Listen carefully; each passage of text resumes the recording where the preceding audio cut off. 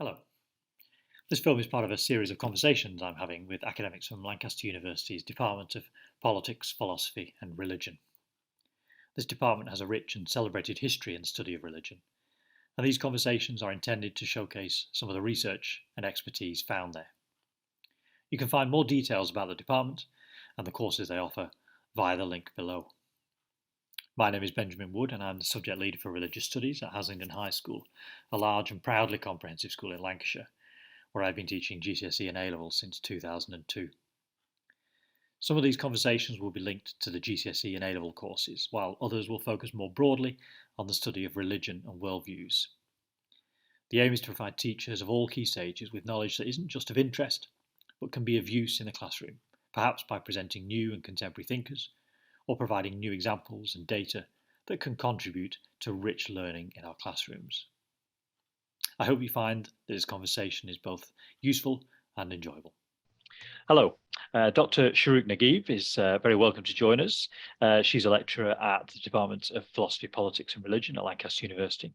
Dr Naguib's expertise lies in areas such as classical exegesis of the Quran, women in the Quran, and Muslim responses to modernity, especially in reference to the work of Muslim women scholars as knowers of the tradition. Dr Naguib is also associate editor of the Encyclopedia of the Quran. You're very welcome. So we're going to focus our discussion today on looking at the role of the state and issues about looking at classical Islam and modern Islam and also the role of sharia within that. So if we start by looking at classical Islam, and I want to kind of discuss the roles of let's start with Caliph and the ulama in from a Sunni perspective. So could you perhaps start us out, going back to the time at the early years of Islam and the role of the Caliph and how that links with the role of the ulama? Thank you, Ben, for the introduction. Let me first start by a few definitions. The first one is of caliphate, which comes from the Arabic khilafah. Khilafah is a system of government that emerges from the prophetic period, what we call the formative period of Islam. And the khilafah is a form of government that rules according to sharia. So its legitimacy extends from its being a model that was established by the Prophet and follows from what he has done. So it derives its relevance not only from text or prophetic tradition, but also from the historical existence of a community, what is known in Arabic as the Ummah. The Ummah is the believing community and their protected subjects who do not need to be Muslims, but who are protected by this Ummah. So the global Ummah, or during the time of the Prophet, the nascent Ummah, was the basis of that government. And because the global Ummah continues until this day, there is still discussion of whether the Khilafah or the Caliphate is relevant to this Ummah, and how can the Ummah as a believing community globally have a form of government that pertains to that prophetic model. So these are really questions which emerge from the classical period, but which continue to be significant for Muslims today. So what distinguishes the Khilafah is the fact that this is the government that the Ummah establishes following the model of the Prophet.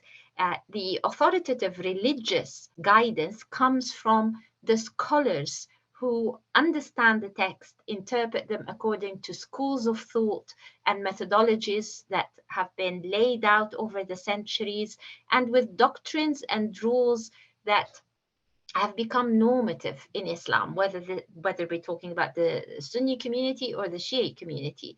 So this authoritative religious guidance is necessary for a khilafah or any form of Islamic government. So the ulama play the role of interpreters and guardians of the tradition or of Islamic norms, and hence have oversight over the government, because historically they have often played that role outside the government, although in collaboration with it.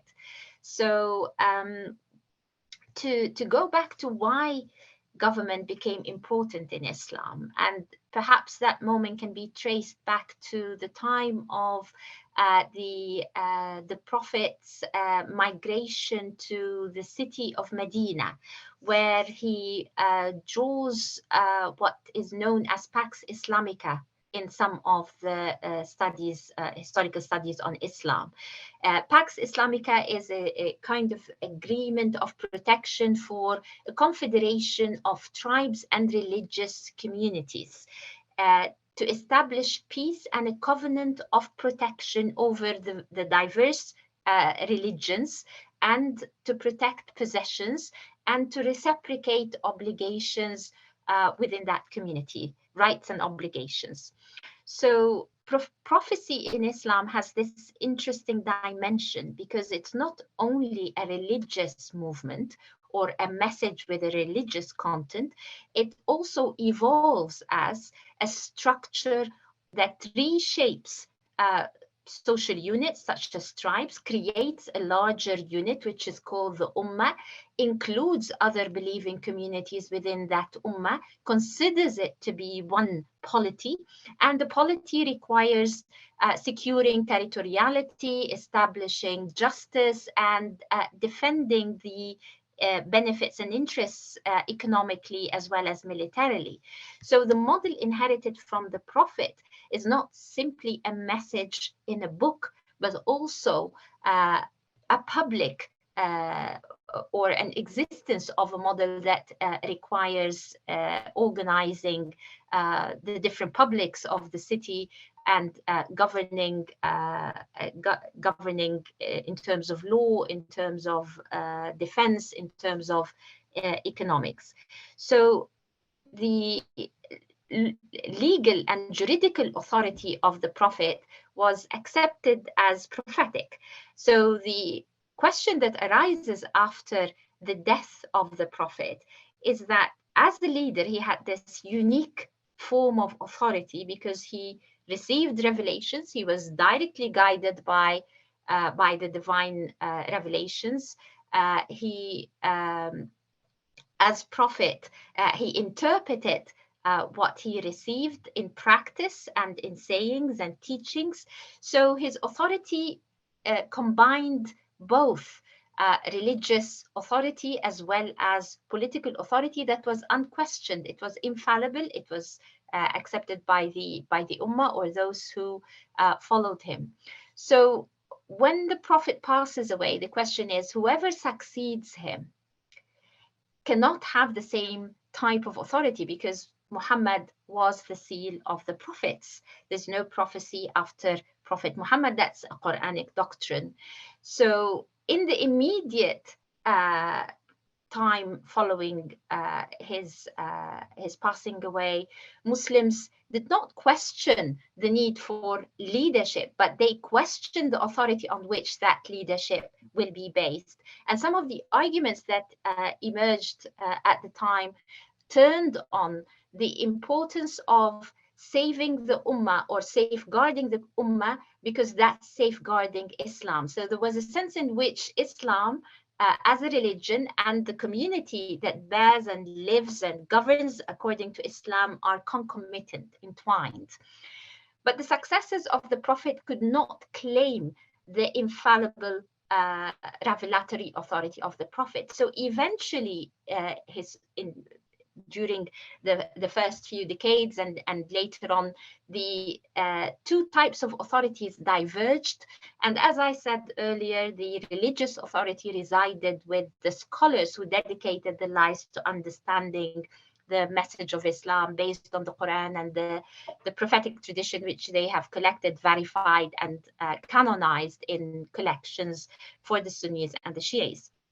So the ulama became the bearers of some elements of prophetic authority, albeit with the recognition that they were human beings who could make mistakes. They interpret to the best of their ability.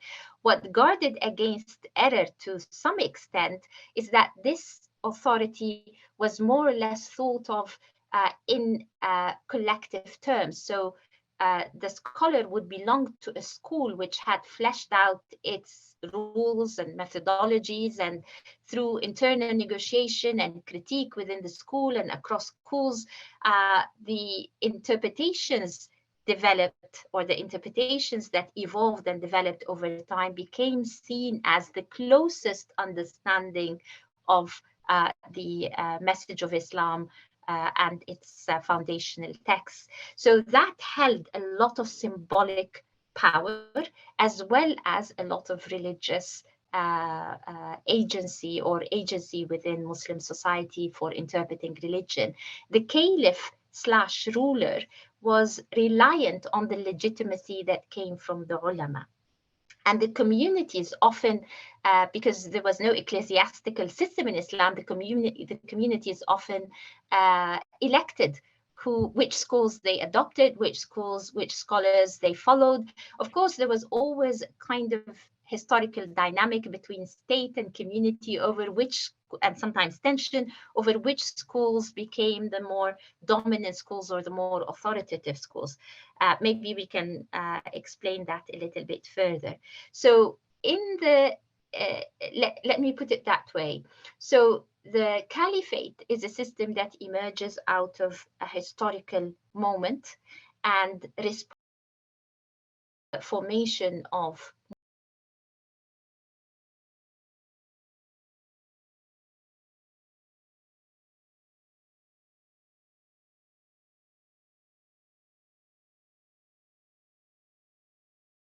graphically.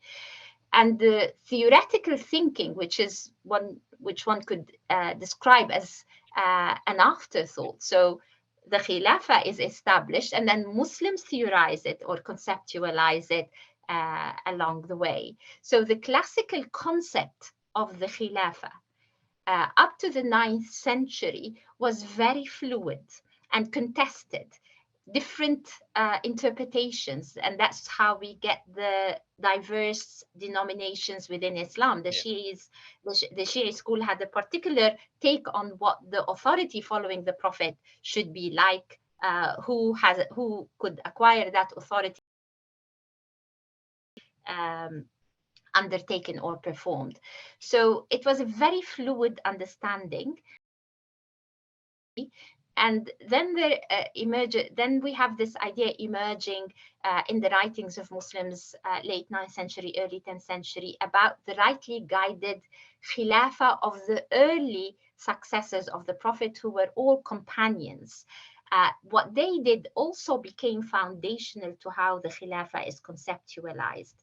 And to some extent, one could say this became a norm for perfect or ideal Islamic government that many Muslims until long for. The ideal they aspire to, an ideal of justice and so on. But of course, even during that time, there were disagreements and strife and contestation of that ideal. But by the 5th century of Islam, which is early medieval period, a Muslim scholar writing treatise which discusses the role of government, the role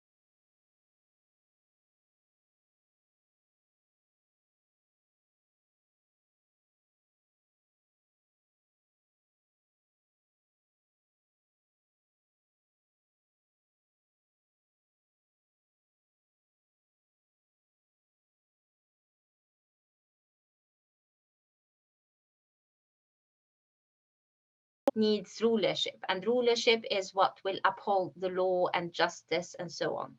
So the Caliph, although not deputy of God, but successor to the Prophet, similar to the model of the early guided caliphs, becomes an obligation of Islam. So with all the limits put within Sunni Islam on the idea of the Caliph, that the Caliph is not representative of God directly, but rather a successor to the Prophet, and that the Caliph refused, some of the early Caliphs refused the title Caliph of God or successor of God or representative of God. However, what they established is a proper understanding of what the Quran said and what the prophetic model indicated, and hence we could rely on this in the absence of explicit text to take this as an obligation of Islam. So the Khilafah became a religio-legal obligation. It's both a religious, an important religious core of Islam, and also an obligation for the whole community to try to establish. That's why the Khilafah is such an important concept until today. The permissibility of removing a caliph who is wicked or inadequate was being discussed in the 10th century after the rightly guided model or the rightly guided period came to an end, and then there was a form of dynastic caliphate. Different dynasties took over. So there were forms of injustices and lapsing with the ideal of the Khilafah. In this case, the Muslim thinkers argued that the Caliph must resign or be removed from office, and they theorized to some extent what the form of rebellion could look like, permissible rebellion. By the height of the classical period, we're talking about the 12th century, we're still reading further attempts to legitimate the concept of the caliphate as a religious obligation. And we have this famous Muslim scholar called Al-Ghazali, sometimes compared to Saint Augustine in the Christian tradition. Al-Ghazali died in 1111, a memorable date, and he was a prolific Muslim theologian and writer. He writes about how there has to be a caliph, not only as a religious obligation for the ummah, but the rationale for the religious obligation is the caliph makes the sharia effective. Without the caliph, those aspects of sharia which are related to public life cannot be made effective without the power of government.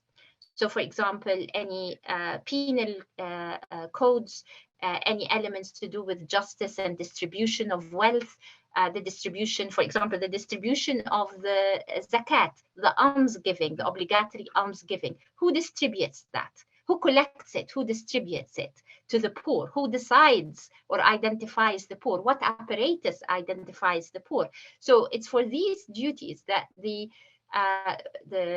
political thinkers, if we may say so, argued that to make Sharia effective, because Sharia is not just an individual duty, or upholding it is not just an individual matter, it's also a collective matter. You need the apparatus of government. So we've got sort of Muhammad's sort of two areas of authority. I mean, it's that's simplistic, isn't it, to divide them? But essentially, he has political and he has religious authority. So the caliph takes, in a sense, the political element of that, to run government, to ensure peace between the communities and so on. The more religious side of things is given to the ulama.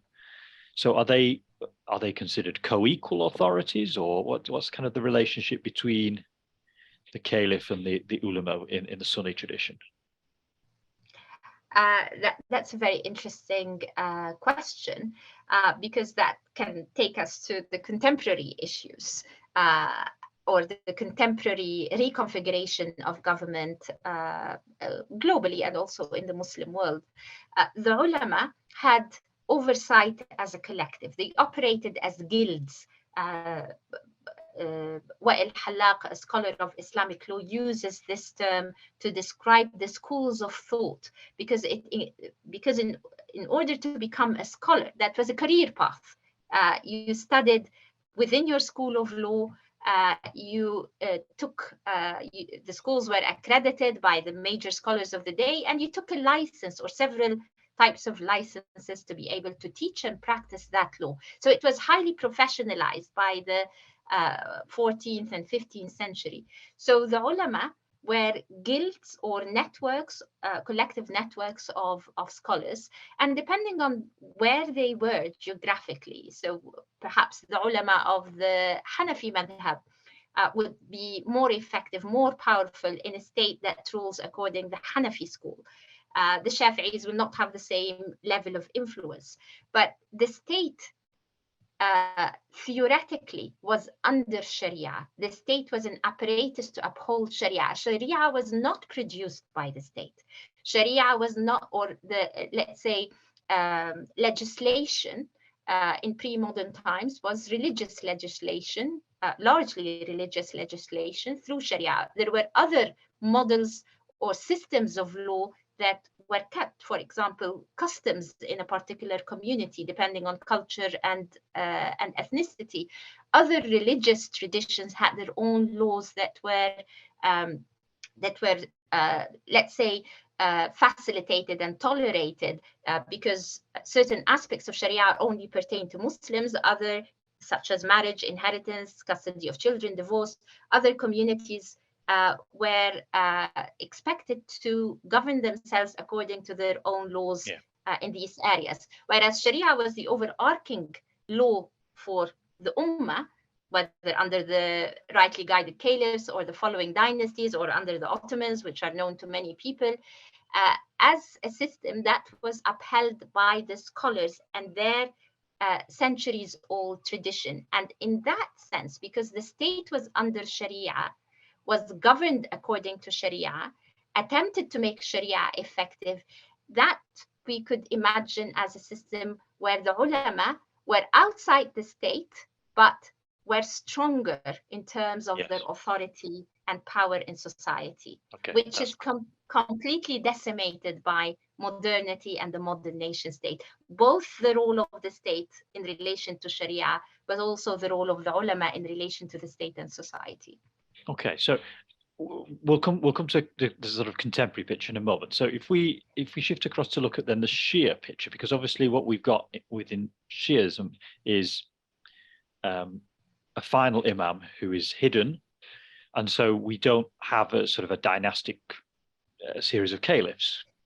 So how does that does something that's going to work differently? So what's the relationship between the ulama and the imam who is now hidden in the Shia tradition? Let me just say one thing about the relationship between the ulama and the state. By the time of Al-Ghazali, we start to see, let's say, reflections on the role of the ummah, going back to the ummah.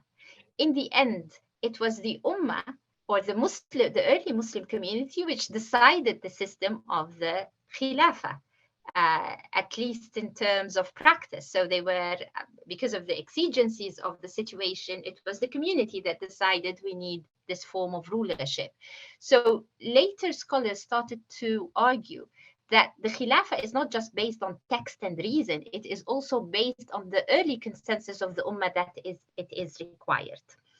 And therefore, the highest authority is the authority of the Ummah, rather than the ulama or the state itself.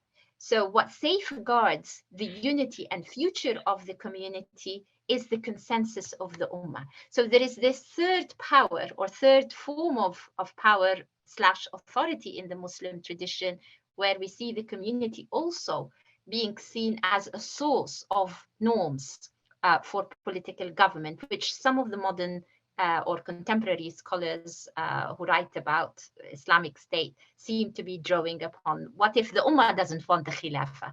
What if the Ummah decides that for the contemporary times we don't want the Khilafah?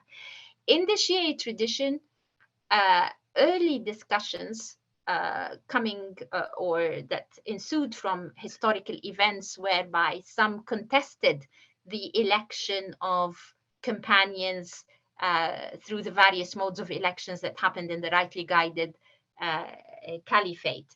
Some contested this form and wanted a more solid grounds on which to understand and to imagine the role of successors to the prophet. And those who supported the successorship of his son-in-law Ali, who was married to his daughter Fatima al-Zahra, and with whom he had the only descendants of the Prophet, Al-Hassan and Al-Hussein, and Zainab, the granddaughter of the Prophet. So those who supported Ali for the few decades during his life and following on supporting his sons, they started to think of successorship as less bifurcated, as something that maintains both the authority of prophethood to some extent, taking on board that prophethood has ended, but that infallibility hasn't, as well as political authority and power. So let's say the supporters of Ali, as time went by, they developed a theological conception of successorship to the prophet as both a spiritual and a political form of leadership, which they is often associated with the term imam or imama or imamate in English. So that authority is divinely ordained. It comes through connection with the Prophet Muhammad and designation through that divine form of authority. So each imam designates the successor. So there are let's say grounds for interpreting some of the things that the Prophet has said.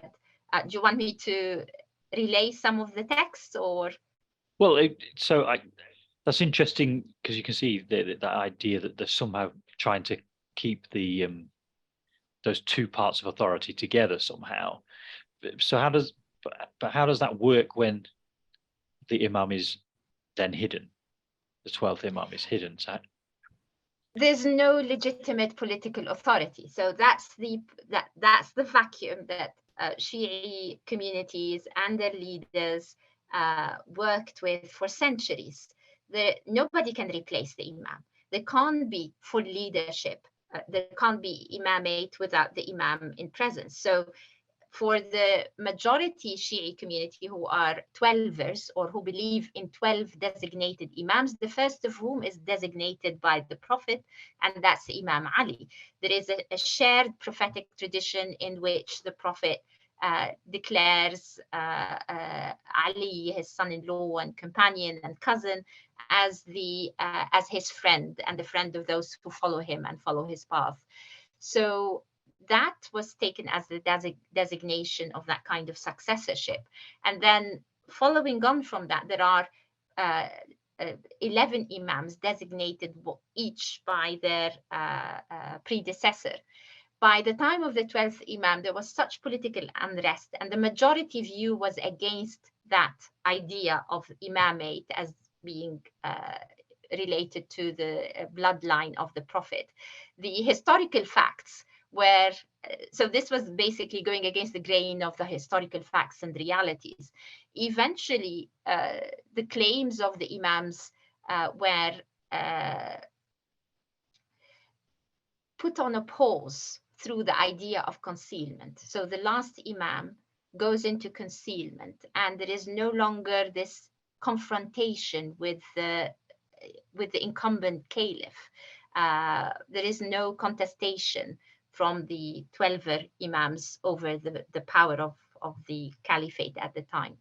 So what happens is that religiously, spiritually, and morally, the community preserves the traditions of the imams. They follow the traditions of the imams, and those who represent the imams are the scholars, the ulama. So the ulama become bearers of the religious and spiritual legacy of the imams, but they don't rule, because only the imam can rule. So they also play an interesting intermediary role, similar to that of the Sunni tradition. Is that the ulama play such an important role in maintaining the systems and understandings of Islam based on a legacy of transmitted knowledge, authenticated in a particular way, divergent ways, but in the end going back to the Prophet and his authority. So it's only in perhaps modern times that we see the Shi'i scholars reinterpreting their role in relation to the state after the revolution of Iran, based on some theorizations which precede the Islamic Iranian state and its foundational and transformational let's say, effect on Shi'i Islam. But also I should mention that some of the now minority Shi'i communities managed to establish a Shi'i caliphate in North Africa. By the 9th century, the Fatimids overtook Egypt, Sicily, and parts of North Africa and parts of Yemen, and established an Ismaili, or a Sevener Shi'i caliphate. But that did not last. Does that answer your question? I hope, yeah. Yeah. So I think very interesting. You've put there how how things have developed from the time of the Prophet through those first sort of 5 or 6 centuries in the history of Islam, and the kind of questions and struggles of kind of how the authority of Muhammad was to be succeeded, both political and religious authority. So let's bring it into the contemporary world. Perhaps over the last couple of 100 years, maybe you might want to sort of tell us a little bit about how the Ottoman Empire dealt with this issue, but also bring it right up to now and how different countries in the Islamic world now are dealing with this issue. What's the role of the state and the sort of the political authority and the religious authorities that happen within? And it might be, as well as that, you might want to talk about for those Muslims who live in non-Muslim countries, perhaps in the West, again, how they see their relationship to the political authorities that exist in those countries. I'll try my best.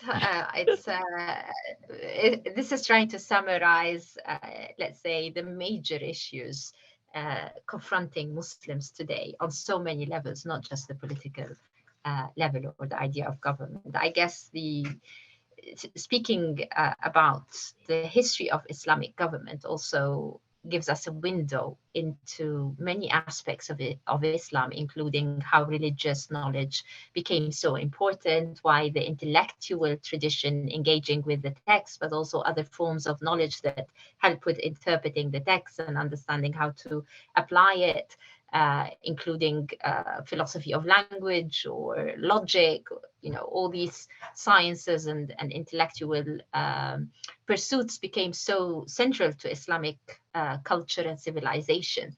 And we started from government, and I hope that we also managed toward the end to talk a little bit about gender and Islam in minority contexts. So where we left the conversation after your last question is why the classical caliphate or conceptions of Islamic state in the classical period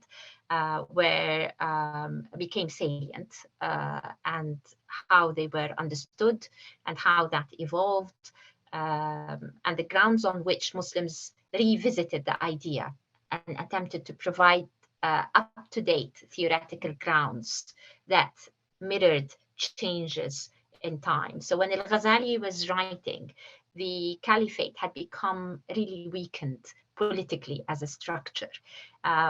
Rather, there were different political forms of government based on the sultanate, for example, forms of the Sultan is somebody who holds secular political power. And at the time of Al-Ghazali, there was the Turco-Persian Seljuk state, which was really the the political power, or which held the political power that governed large parts of the Eastern Muslim world. So the Sultanate gained legitimacy from recognizing the Caliph, but ruled that the part of the world where it was powerful based on a similar system of acknowledging the ulama and the importance of sharia, but ruled completely without reference to the caliph in terms of the executive aspect of government. Right. So the caliph became weakened. And that's why Al-Ghazali returns to the idea of the ummah. The community as being the source of legitimacy, the foundational model. It's the ummah who decided successorship is important. So the authority of the ummah becomes as a third element of the theorization, which is tripartite. The community, the Islamic State or Caliphate, and the ulama. So it's a system of three elements. In the classical period, we have elements in that system that change or continue, but the authority of the ulama is the fulcrum of stability. And by the time of, let's say, the early 18th century, the Ottomans who became the guardians of Islam and who have coined the term guardians of the sacred sanctuaries in Mecca and Medina. They tried to reach to the Muslim world beyond their Ottoman realms or Ottoman provinces in East Asia, in India, in what is now Malaysia, in order to create a form of religious authority that goes beyond their political power and their territorial reach based on those classical theorizations. They also had to reconceptualize the classical concept of the caliphate in this late classical, or some call it post-classical period. We're talking early modernity from the European perspective, 16th century to the 18th century. They tried to de-link the caliphate from its Arab roots by allowing for a non-Arab person to become a caliph based on their guidedness and their ability to protect and serve the ummah within the, let's say, the political realm of the Ottomans and beyond. The ulama become bureaucratized, become institutionalized, and that gives them a great deal of authority. The different forms of laws, customary from other religious traditions, local or based on the sultanic decrees and policies, all of that becomes structured in relation to Sharia in an unprecedented way in Islamic history. And by the 18th century, they have devised a system of government that is highly sophisticated to allow for these various systems of law to coexist. And as the Ottomans move into the early 19th century, they revise the status of the protected communities who are not, the communities which are not Muslim, Jewish, Christian communities, but also they have, the system includes other ethnicities, other denominations. That is called the millet system, M-I-L-L-E-T, the millet system. The millet system is a system which allows for plurality of laws, also coexistence of various communities on the basis of religious identity, ethnic identity, or other protected characteristics according to the millet system. So Jewish Christians, Orthodox Christians, Catholic Christians, Kurds, Arab tribes, and so on. The protected communities, their the rights were facilitated within that millet system, and they were represented in the government and in the court of the Caliph. Now, with the 19th century, that is further reorganized, drawing on some European models. That reorganization period brings in new ideas of representation, but also looks into constrains the coexistence of various legal systems and attempts to streamline the legal structure of the Ottoman Empire following the European model. Eventually, what happens with the end of the Ottoman Caliphate is that the idea of a pluralistic legal system collapses. The idea of an Ottoman community or an Ottoman people who are made up of all these different groups where there isn't a majority as such, there isn't a nation as such, that too collapses. And by 1924, which is the date of the abolition of the Caliphate as a system under the Ottomans and the establishing of the modern Republic of Turkey, that also spelled out the emergence of more than 60 nation states, which had evolved from rising nationalisms in the 19th century in Muslim and non-Muslim territories of the Ottoman world. So what we see here is many of the Muslim subjects of the Ottoman Caliphate are faced with a new question about identity that wasn't as immediate or as urgent. So people perceive themselves as Muslims, Sunnis, potentially belonging to a legal school. They belong to cities and provinces, so Cairenes, Damascenes, from Jerusalem, they are called Maqdisis. And these identities coexisted. They were facilitated to be, to be entwined. But as the Ottoman Empire ended, and toward the end of the 19th century, we have the emergence of Arab nationalisms, Greek nationalisms, Kurdish nationalisms. These forms of nationalisms could not be fully accommodated within the idea of an Ottoman ecumenism, which was part of the old Ottoman system of government, but also which became rethought and reconceptualized in the period of reform in the 19th century as an Ottoman ecumenism following on the route of some liberal ideas in Western and European modernity. That, with the end of the Caliphate and World War I, comes to an abrupt end. And the Muslim countries which have had some nationalist discourses, nationalist movements, are faced with the choices of how to identify themselves and what kinds of government and territorial claims can they make. Some Muslim subjects of the Ottoman Caliphate managed to establish states.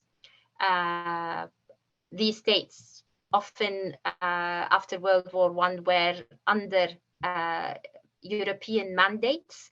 So the Greater Levant or Greater Syria became divided up into Jordan, the Syria we know today, Lebanon, and Palestine. And these territories around the time of World War I were all part of that Greater Syria province of the Ottomans, and then ended up under the mandate being different bits and pieces. And emerging from that came the nationalisms or territorial nation states pursuing nationalist discourses and trying to construct an alternative national identity. Other countries had a smoother path because they were, let's say, bigger nations with more historical, with territorial claims that are more historically founded, as in Egypt. So we have Egypt becoming a state from the late 19th century, early 20th century. And by the end of the Ottomans, although everybody is talking about the Caliphate, its end, what replaces it, also there is this strong drive toward forging a new form of identity and thinking about what the nations that constitute these territories, how their identity could be expressed and articulated. And we have, for example, a country like Egypt articulating a new notion of Egyptianness that is Arabic speaking, but trying to locate itself historically in a longer history beyond the beginning of Islam, going back to ancient Egyptian times. So these discourses leave some identities from the former Ottoman world without home, like the Kurdish question, which we have today, and some religious communities being divided up between states.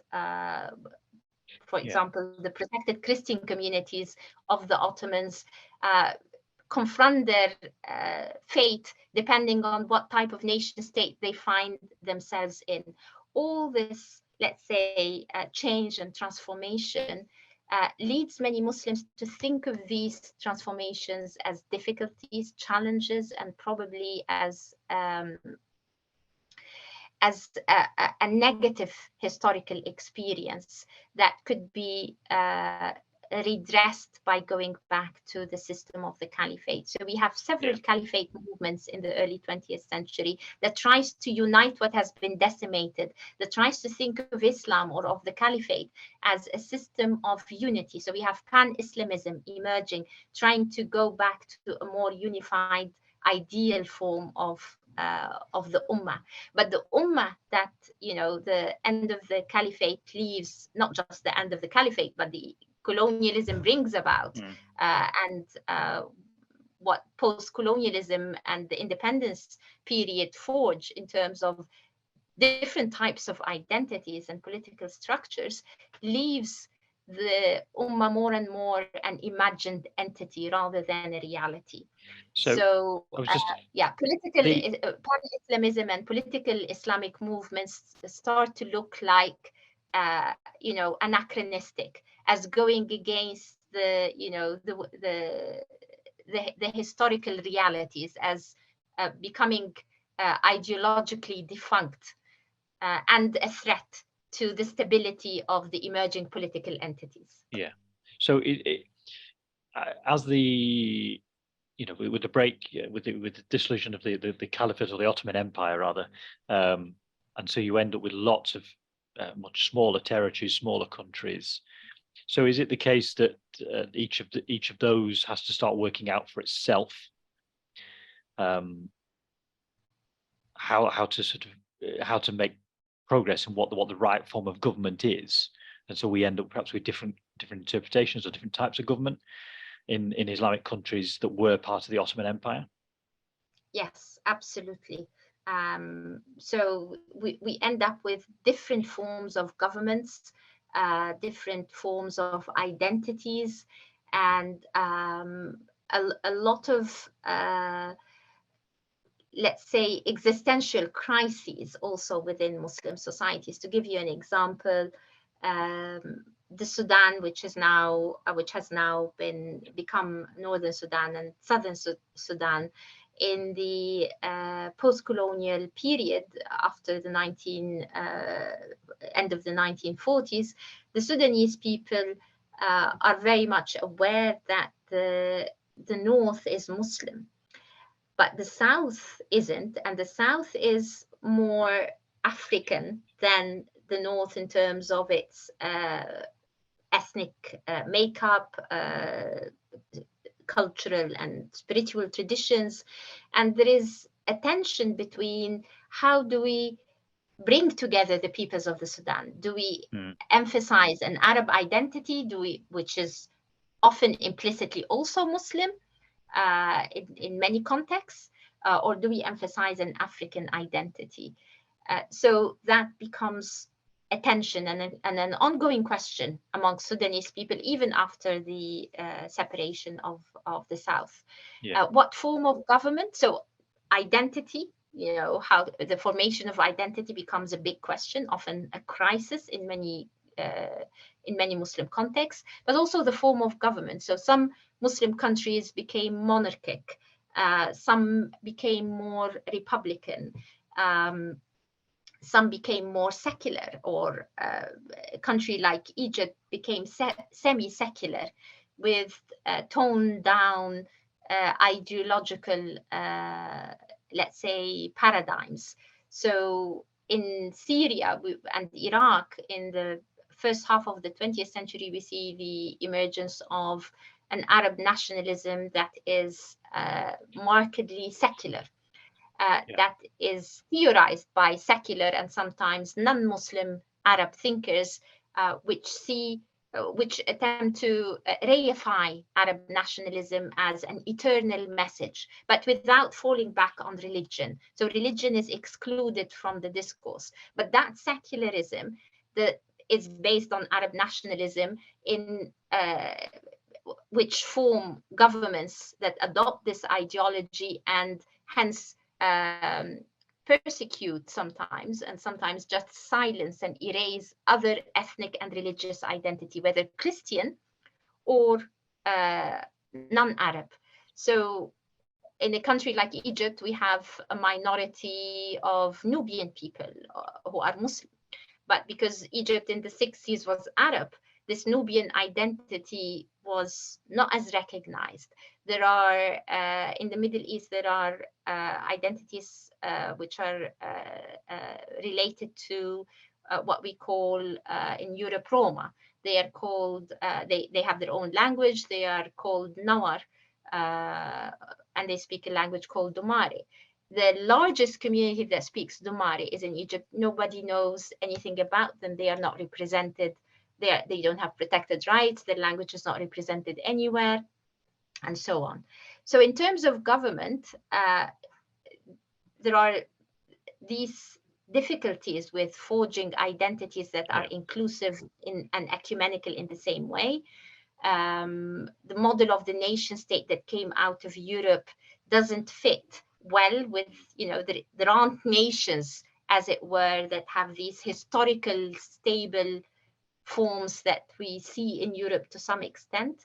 And the claims to territory are sometimes founded on historical coincidences, because these peoples moved from one place to another, or were displaced, or and so on. So it's not easy to forge a nation state, whether a republic or a form of monarchy in the Muslim world. And then there is the issue of government and what to do with the legacy of Sharia and Islam. And many Muslim countries in the Middle East, especially in North Africa, and then the Arab nationalist countries, chose to limit Sharia to family law and to draw upon European systems of law. And because these were modern nation states, regardless of the ideological content, they also took the power of legislating and codifying the law. So that was the power of the ulama in the past. So no longer does the modern nation Muslim state have the same fluidity in terms of the legal interpretations and the practice and implementation of law. By choosing, by becoming the legislators or the state, by monopolizing the right to legislate and establishing a law for the land, other customs, other legal systems were excluded. So that compounded the problem of minoritization of the Christians, of the Jews, of the Kurds, etc., of the Shi'is in Saudi Arabia, of the, and so on in the Muslim world. So that meant a detraction of the status of the ulama and the role in society. Yeah, so it's very interesting to sort of chart the evolution of the concept of Sharia there and see how it's adapted over time, or its significance perhaps is adapted over time in relation to sort of political realities. So if we move finally to look at, say, in the UK, so where we've got a minority Muslim population, What's the role of Sharia in those kinds of contexts? And I'm wondering how, does it connect to that idea you've just been explaining of that Sharia maybe becomes limited to sort of issues about family and so on. What's the role of Sharia, say in the UK, for example? So just tracing my steps back a little bit. So with the Sharia, with the role of Sharia being eroded in most majority Muslim countries, Sharia, of course, Sharia and religion are recognized as an important dimension of majority Muslim societies. Most Muslim states will accommodate religion. Some have actually nationalized religion, as in Turkey. So religion is operated through ministries in the state. So Sharia is acknowledged, but it's not the main source of laws in the state. And the considerations of policy, law, and politics are not always measured against the requirements of Islamic law, and so on. And as such, the ulama become a social, have a social role and become a social force, but it varied really depending on how important religion remained in one majority Muslim society and in what ways. So in Egypt, for example, the ulama were seen as this, elite class who explained some difficult old texts, and until the emergence of the modern preacher, the televangelists, as some call them, who speak a modern language, the religion was more and more seen as archaic and belonging to the past. That doesn't mean that people weren't devout, but religious language and religious literacy had played a lesser role. So, but the idea that Sharia is an important source of guidance continues. And modern Muslim nation states have often tried to codify Sharia. So they often selected rulings rather than remained operating within the plurality of schools. By selecting rulers, generations of modern Muslims in the second half of the 20th century started to associate their understanding of Islam, whether they come from Egypt or they come from Pakistan, with what the government makes normative, or what the ulama who work with the government make normative. So when Muslims migrate to Western contexts, they bring with them these contextual understandings of Islam, which reflect the conditions of their own countries or the countries they come from, both political as well as religious. And often the religious is structured by the recent political history of their country or of their background. So to come back to your question, what does this mean when Muslims are living in a minority context? It means that Muslims in Britain or elsewhere, many of them still believe or imagine an ummah. Many of them feel the spiritual and ethical links of the ummah. Many feel that some public aspects of Sharia need to be upheld. So Sharia is upheld in Britain anyway, which is not news to scholars of religion, because people pray, purify, fast, marry, divorce, and do many things according to the Sharia within Muslim communities. However, how do you resolve disputes according to the Sharia within a minority context where the government, not in any form, upholds the Sharia? So in a majority Muslim country, which is semi-secular, a little bit liberal in certain aspects of life, but not in terms of let's say political structure. So Egypt is liberal in terms of the culture and values of society, but not in terms of democracy. So it's not a democratic country, but it's semi-secular to some extent.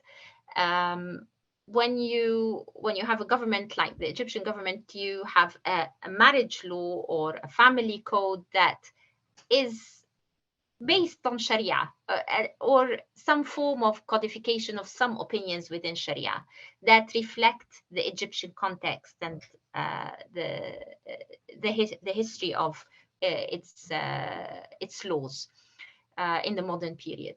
Yeah. When you come to Britain, you don't have a government implementing or interpreting Sharia, albeit, you know, that process, albeit in opposition to the past, where only the ulama interpreted and implemented Sharia, it's still upholding Sharia in some form. So for Muslims who come to Britain, what do they do when they need to resolve a dispute in a court according to Sharia over marriage or divorce? So that led to the community establishing private councils to at least address these needs. Any law, of course, needs to be enforced. It needs a political, executive power to uphold it, protect it, and enforce it. But in a majority Muslim country, only those aspects of the Sharia that the government adopts and enshrines in its legal codes and is ready to enforce are the bits of Sharia or the bits of Islam in public that the government protects and you see implemented. Otherwise, you're part of a radical Islamic movement if you attempt to do more. Within Britain, those private Sharia councils try to balance between wanting to remain within the framework of the law of the land and to address the needs of the Muslim community. So if a Muslim woman wants a religious divorce, she wouldn't be able to go to the British civil courts because that is not recognized as the law of the land. So instead, she goes to the scholars, the ulama within Britain. And the ulama within Britain, that's a big question, who they are, where they were trained, what schools of thought do they represent, something we can talk about if there is time.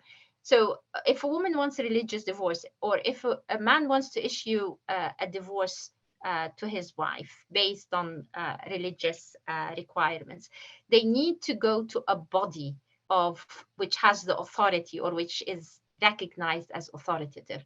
So scholars and Muslim activists established various types of organizations to cater for these needs to protect and safeguard and facilitate and accommodate Muslim identity in private and in public. One of these types of institutions is it's called the Sharia Council, which, you know, there is a lot of negative propaganda around the Sharia councils, but at the at the very basic level, we can understand them as institutions which can effect some aspects of Sharia in public, but it's completely voluntary. So it's because the people need them and want them and pay for them that they exist. Nobody imposes these Sharia councils on people. It's the need that comes through the people. So what can Sharia councils do? They can issue rulings similar to those of a judge, but it's up to the community. It's up to the Ummah in Britain, the part of the Ummah in Britain, to uphold these rulings. So if there is a ruling that a husband has caused harm to a wife, and that the Sharia judge or the Sharia panel, usually it's a panel, not one person, ends the marriage, dissolves the marriage, because the people consider this to be authoritative voluntarily, it is effective for them. So Sharia here completely depends on the voluntary acceptance of that part of the Ummah in Britain or in a minority context. So we go back to the very old idea. It's the community that establishes religion. So yes, so communities in minority contexts try to devise ways through which to maintain, you know, the minimum level of that old model to some extent, whereby religion in the public sphere or within, let's say, within their social life can be the framework of values and rulings and practices. And that, of course, poses many practical as well as ethical issues. So on the practical level, I would say, as somebody who knows some of these institutions, how do you benchmark? How do you safeguard against exploitation? How do you make these bodies more representative, so not mostly dependent on male scholars, but how do you bring in female scholars? Given that Britain has actually provided the space for Muslim organizations to expand in Islamic education. So many Muslim women now study Islamic law. And we're kind of at a historic moment here because we have hundreds and hundreds of women in Britain who are now certified as religious scholars and jurists. So they can play an important role.